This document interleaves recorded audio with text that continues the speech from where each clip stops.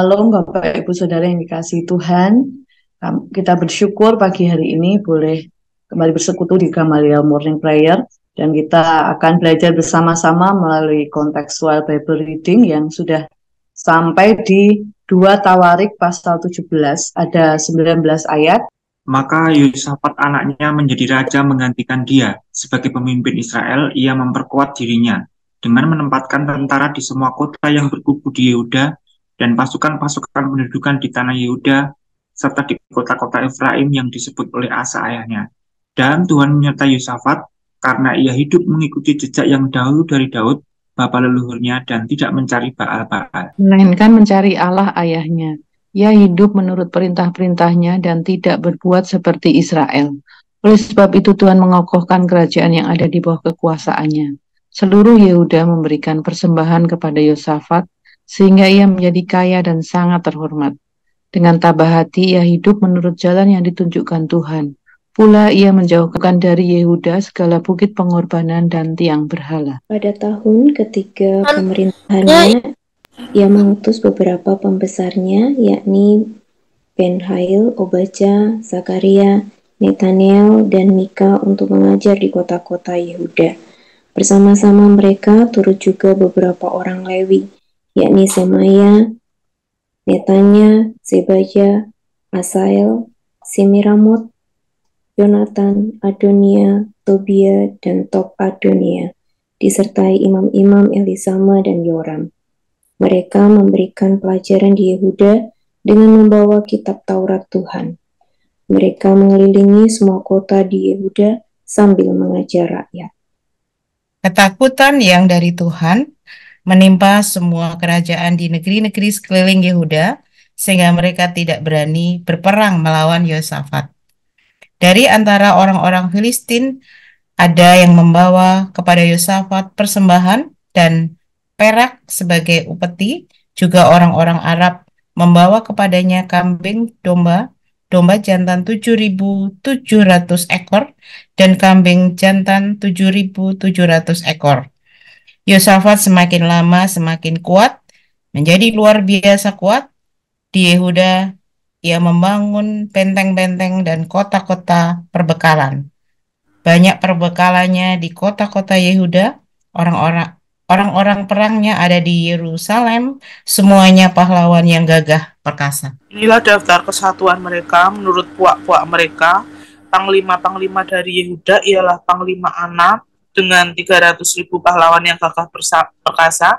Di samping dia Panglima Yohanan dengan 280.000 orang, dan di samping dia Amasya bin Zikri yang dengan sukarela telah menyerahkan dirinya kepada Tuhan dengan 200.000 pahlawan yang gagah perkasa. Dan dari Benyamin ialah Eliada, seorang pahlawan yang gagah perkasa, dengan 200.000 orang yang bersenjatakan busur dan perisai. Di samping dia Yosabat dengan 180.000 orang yang bersenjata untuk berperang. Mereka itulah yang bertugas pada raja, selain daripada mereka yang ditempatkan raja di kota-kota yang berkubu di seluruh Yehuda. Terima kasih Bapak Ibu Saudara yang sudah membacakan firman Tuhan pagi ini. Kita kemarin sudah melihat Raja Asa di akhir pemerintahannya, di mana dia mengalami kemerosotan secara rohani dan akhirnya meninggal karena sakit pada kakinya. Dan sekarang kita melihat penggantinya, penerusnya, yaitu Yosafat. Apa yang Yosafat lakukan di pemerintahannya selama dia memerintah di Yehuda? Menurut data satu raja-raja, dia memerintah di Yehuda selama 25 tahun. Dan di situ Yosafat menjadi raja menggantikan Asa.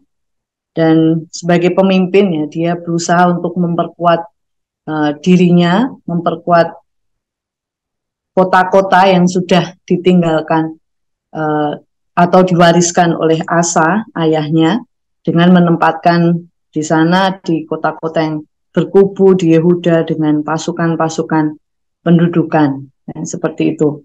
Dan ada banyak catatan yang menarik yang bisa kita teladani dari seorang Yosafat, di mana ayat 3 dikatakan, dan Tuhan menyertai Yosafat. Menyertai Yosafat dengan catatan karena ia hidup mengikuti jejak yang dahulu dari Daud, bapa leluhurnya, dan tidak mencari Baal-Baal. Ya. Memang Daud adalah menjadi seorang yang menjadi barometer ketika kitab 1 Raja-Raja, 2 Raja-Raja, 1 dan 2 Tawarikh menulis tentang seorang raja, pasti dia akan dibandingkan dengan Daud yang begitu mengasihi, mencintai Tuhan, hidup taat kepada Tuhan. Nah, demikian juga ini Yosafat, dia dicatat dia hidup mengikuti jejaknya Daud, bapa leluhurnya. Dia tidak mencari Baal-Baal seperti yang dilakukan orang raja-raja Israel, tetapi dia mencari Allah ayahnya. Ayat 4 dikatakan, ia hidup menurut perintah-perintahnya dan tidak berbuat seperti Israel. Tidak seperti raja-raja Israel yang mereka semuanya jahat dengan menyembah kepada Baal-Baal, kepada berhala-berhala. Dan oleh sebab itu, Tuhan di sini mengokohkan kerajaan Yosafat. Di bawah kekuasaan Yosafat, seluruh Yehuda memberikan persembahan kepada Yosafat sehingga ia menjadi kaya dan sangat terhormat. Ya, Tuhan mengokohkan kerajaannya, dia menjadi kaya, dia menjadi terhormat baik di hadapan rakyatnya maupun di negara-negara atau kerajaan-kerajaan di sekitarnya. Dan dia juga dicintai rakyatnya. Buktinya mereka memberikan persembahan kepada Yosafat. Betapa Tuhan ya mengasihi, menyertai, mengokohkan kerajaan Yosafat karena Yosafat mencari Tuhan, Yosafat mengikuti menurut perintah-perintah Tuhan. Bahkan ayat 6 dikatakan dengan tabah hati ia hidup menurut jalan yang ditunjukkan Tuhan. Dia mengikuti apa yang diperintahkan oleh Tuhan. Nah, sini kunci pemerintahan Yosafat yang diberkati oleh Tuhan, yang disertai oleh Tuhan, yang kerajaannya menjadi kuat dan kokoh. Dan kita juga melihat di bagian berikutnya 6b sampai 9 bagaimana usaha Yosafat untuk memajukan kehidupan rohani rakyatnya. Ayat 6b dikatakan pula ia menjauhkan dari Yehuda segala bukit pengorbanan dan tiang berhala. Supaya orang Yehuda tidak menyembah kepada Baal, berhala-berhala, tetapi hanya kepada Tuhan saja. Dan di ayat 7 dikatakan pada tahun ketiga pemerintahannya, berarti seawal mungkin ketika Yosafat memimpin, ya, dia berusaha untuk bagaimana orang-orang Yehuda itu mengenal Tuhan dan mengerti perintah Tuhan dan melakukannya. Dengan cara dia mengutus pembesarnya, kemudian ayat 8 juga beberapa orang Lewi, bersama-sama pembesar itu turut juga beberapa orang Lewi, juga disertai imam-imam, ya ada Imam Elisama, Yoram, seperti itu. Dan ayat 9 dikatakan, mereka memberikan pelajaran di Yehuda dengan membawa kitab Taurat Tuhan. Mereka mengelilingi semua kota di Yehuda sambil mengajar rakyat. Ya, mereka Yosafat menyuruh pembesar, orang-orang Lewi, imam-imam untuk bisa mengajar rakyatnya hidup takut akan Tuhan dengan membawa kitab Taurat Tuhan yang akan menuntun, yang akan menjadi pelita terang bagi kehidupan rakyat Yehuda. Dan secara khusus Yosafat mengutus mereka yang memang memiliki kapasitas untuk mengajar rakyatnya, ya. Betapa ya di sini kita lihat usaha Yosafat untuk membawa rakyat juga hidup dalam takut akan Tuhan. Kemudian kita melihat di ayat 10 sampai 19 kemakmuran yang dialami oleh Yosafat, berkat yang dia alami ketika dia hidup mencari Tuhan dan takut akan Tuhan. Ya, di ayat 10 ketakutan yang dari Tuhan menimpa semua kerajaan di negeri-negeri sekeliling Yehuda, sehingga mereka tidak berani berperang melawan Yosafat. Bukan karena Yosafat dipandang kuat, mereka tidak berani, tetapi karena ketakutan yang dari Tuhan, ya, Tuhan sendiri yang bekerja di sini, Tuhan sendiri yang bertindak. Tidak ada yang berani kepada Yosafat, tidak ada yang berani untuk menyerang atau berperang melawan Yehuda. Dan justru kerajaan-kerajaan di sekeliling Yehuda membawa persembahan, membawa upeti, membawa ya segala kambing, segala domba ya, kepada Yosafat. Di ayat 12, Yosafat makin lama makin kuat, menjadi luar biasa kuat. Tuhanlah yang membuat dia kuat, kan luar biasa kuat. Kita ingat bahwa ada satu pujian, jika Allah di pihak kita, siapa lawan kita, gitu ya. Tuhan yang berpihak di Yosafat sehingga kerajaan sekelilingnya tidak ada yang berani. Dan Yosafat juga membangun di situ banyak benteng-benteng dan kota-kota berbekalan. Berarti hartanya ya sangat banyak. Dan kita lihat bagaimana juga orang-orang yang komit kepada Yosafat diorganisir dengan baik. Di situ ada orang-orang perang dan juga ada pahlawan-pahlawan yang gagah perkasa. Jadi di situ juga ditulis ada yang ayat 16, orang yang dengan sukarela menyerahkan dirinya kepada Tuhan. Pahlawan-pahlawannya gagah perkasa, memimpin pasukan-pasukan, diorganisir dengan baik seperti yang dulu dilakukan oleh Daud, juga mengorganisir dengan baik para pahlawan-pahlawannya. Ya, kita melihat di sini bagaimana Yosafat diberkati Tuhan, sehingga kita boleh mengerti amanat teks pagi hari ini bahwa Tuhan itu menyertai dan memberkati orang yang sungguh-sungguh mencari Dia, orang yang sungguh-sungguh menurut perintah-perintahnya, yang sungguh menurut jalan yang ditunjukkan oleh Tuhan. Dan juga kita melihat Yosafat seorang pemimpin yang takut akan Tuhan, dia juga mengajar umat rakyatnya untuk hidup sesuai dengan firman Tuhan. Nah, sebagai aplikasi untuk kita terapkan dalam kehidupan kita, apakah saya dan saudara selalu mencari Tuhan, mengandalkan Tuhan saja, mentaati perintahnya, juga menuruti jalan yang ditunjukkan oleh Tuhan, dan yakini pertolongan penyertaan Tuhan selalu ada kepada setiap orang yang dengan tabah hati, dengan sungguh hati mau mencari Tuhan. Dan yang kedua, apakah kita sebagai saya dan saudara sebagai pemimpin-pemimpin sudah mengajar umat Tuhan, orang-orang yang kita pimpin untuk hidup senantiasa sesuai dengan kebenaran firman Tuhan, menolong mereka untuk juga taat, takut akan Tuhan. Amin. Kiranya firman Tuhan ini boleh menjadi berkat untuk setiap kita. Tuhan Yesus memberkati. Ya, puji Tuhan. Biarlah kita setiap pagi dengan doa pagi ini mencari Tuhan.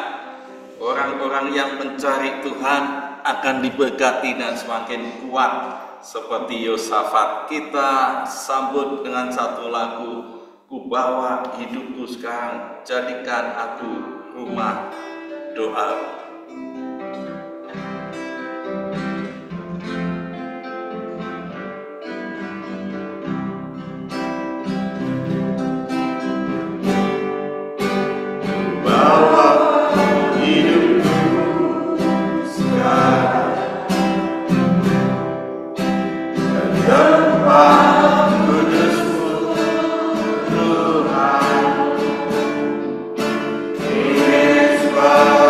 Ku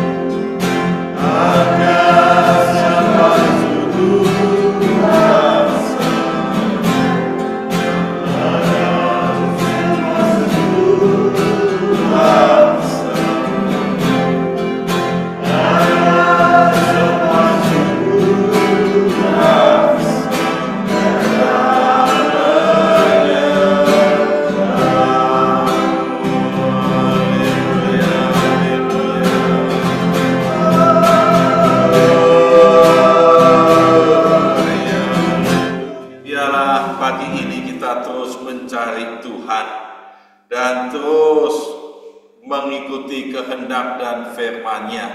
Pagi ini kita terus bersama dengan Tuhan dan kita mau bersyukur karena kebaikan-kebaikan Tuhan. Kita bersyukur bersama-sama. Terima kasih Tuhan, terima kasih Tuhan. Kami mengucap syukur kebaikan-kebaikan Tuhan buat kami. Kami ada firman Tuhan, yaitu Alkitab yang menuntun setiap jalan hidup kami, supaya kami terus mencari Tuhan, mencari Tuhan, mencari Tuhan. Kami percaya Tuhan terus menyertai, Tuhan terus memberi pelajaran tentang firman Tuhan. Kami mengucap syukur di dalam nama Tuhan Yesus. Haleluya.